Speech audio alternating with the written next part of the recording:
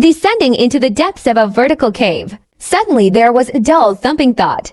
One person fell in an instant. The frightened companion immediately called out his name. And descend to the rescue? In the face of such a secluded cave, will they be able to return safely? This is today's cut. The Ninth Well Cave in the United States. Adventure event. Located in the United States, Geogene Cave in south-central Texas, even among explorers. Also known for its high difficulty, the cave is about 100 meters deep. Several vertical drops are required during the expedition. They asked for rope. Perform difficult descent techniques from the cave. It needs to descend about 40 meters first to officially enter the interior. In this narrow space, through vertically mounted water pipes, space is extremely limited. Movement is also subject to many restrictions. Once you reach the bottom, the real caving begins here, in a horizontal passage about 50 meters long, flowing small waterfalls.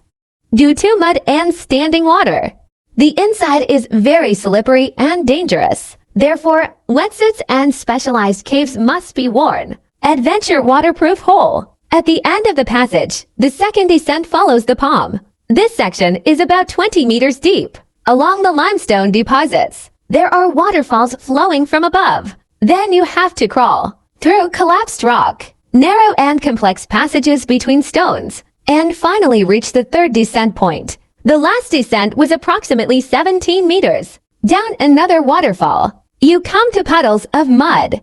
This is often considered the final frontier of exploration.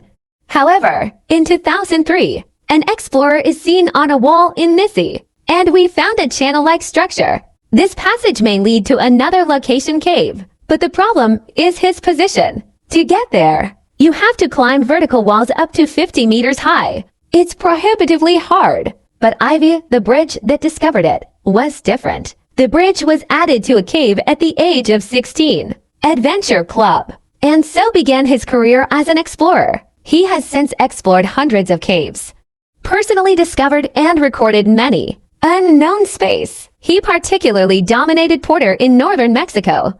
Exploration of the Monte Mayor Cave. The hole was eventually recorded as one of the deepest caves at a depth of 515 meters. The bridge that has mapped countless caves.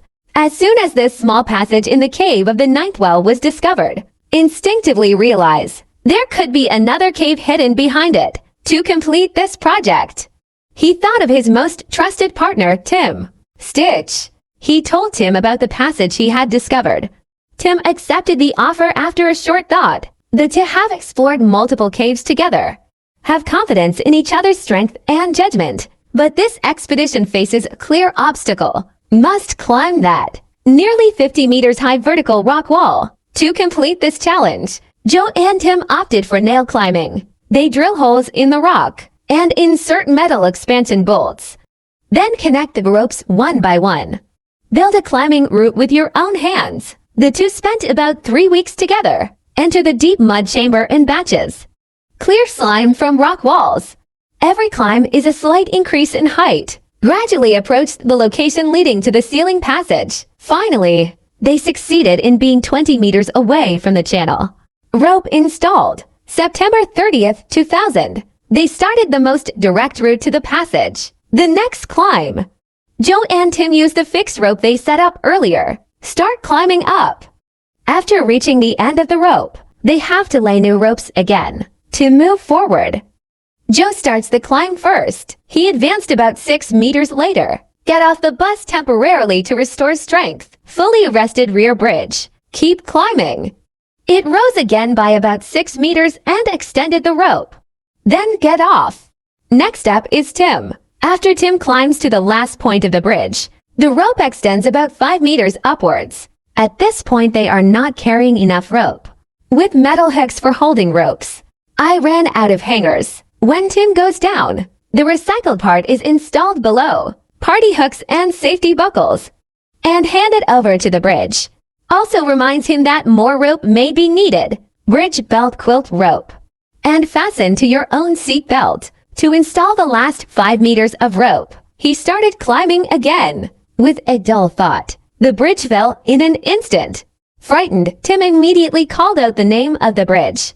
And descended to the rescue. Finally, the bridge was found in a crevice in the steep slope full of mud. His condition is shocking. The helmet has come off.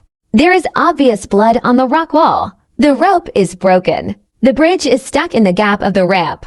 And below the gap is still bottomless vertical fall. The bridge did not lose consciousness. It's easy to communicate. But during the fall, his seat belt was originally fastened to his lower body, pushed to the chest by a strong impact, causing severe chest compression. While breathing difficulties, Tim wants to unfasten his seat belt immediately. Dan Chow. It's on a steep, muddy slope.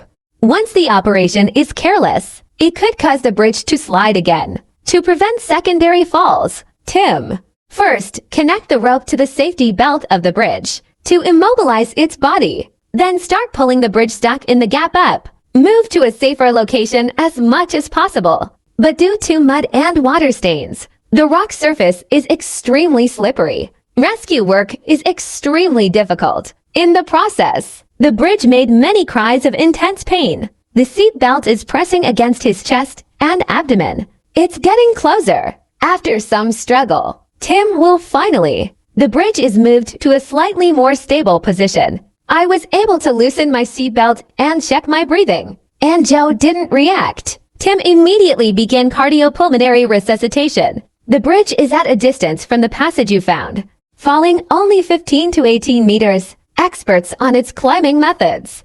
And it raised some questions. The first is the use of removable expansion bolts. This bolt is due to its spring structure, easy installation and disassembly, reusable. But its fixing force is significantly lower than that of permanent expansion bolts. Not to mention the mud and rocks they climbed. Rock walls are already full of mud and water marks. This environment, go one step further, weakens the fixing effect of removable bolts. The second problem is the use of static ropes. The collar pin model used in general rock climbing. Tighten the rope by the protector below as you fall. Form a protection system, but the bridge and the ground model use a self-protection system. That is, use a pendant. Devices such as sliders absorb the impact of a fall. This kind of device can only be used in combination with a rich bomb. Dynamic rope of sex, only valid when used.